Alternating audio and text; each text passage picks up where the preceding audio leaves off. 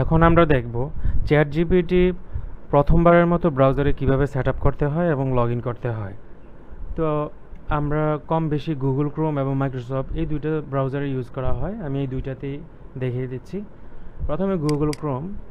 যদি গুগল ক্রোমে আপনি log in করতে চান বা সেট আপ রাখতে চান, সেক্ষেত্রে ব্রাউজার ওপেন করার পর উপরে টপ কর্নার থেকে 3 ডটে ক্লিক করবেন।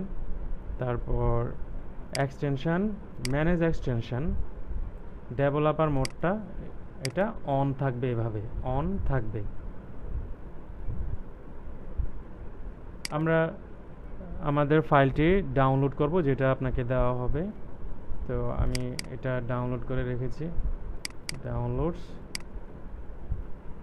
এই যে চ্যাট জিপিটি ফাইলটি জাস্ট আমরা ড্র্যাগ অ্যান্ড ড্রপ করব, জাস্ট ছেড়ে দেবো এখানে।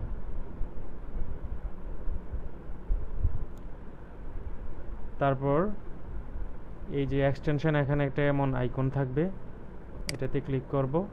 তারপর চ্যাট জিপিটি প্লাস এই লেখা থেকে পিন করব।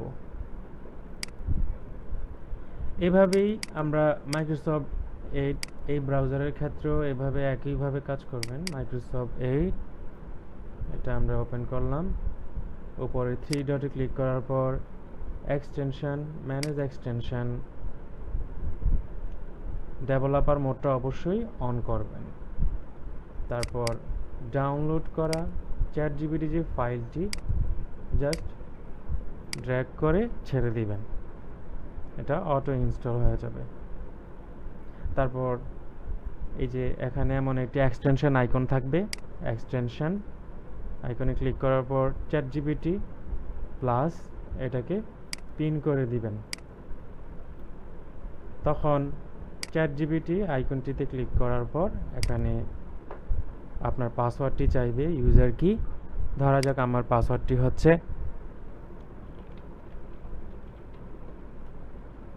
আমি আমার পাসওয়ার্ডটি বসালাম, then verify and connect. Chat GPT log in হয়ে যাবে। সো এটা বারবার পাসওয়ার্ড দিতে হবে না, এটা পরবর্তীতে এমনিতেই এটা অটো লগ ইন নিয়ে নেবে। আমি কেটে দেখাচ্ছি। আমি ব্রাউজারে যাচ্ছি, জাস্ট চ্যাট জিপিটি লিখলেই চলে আসবে।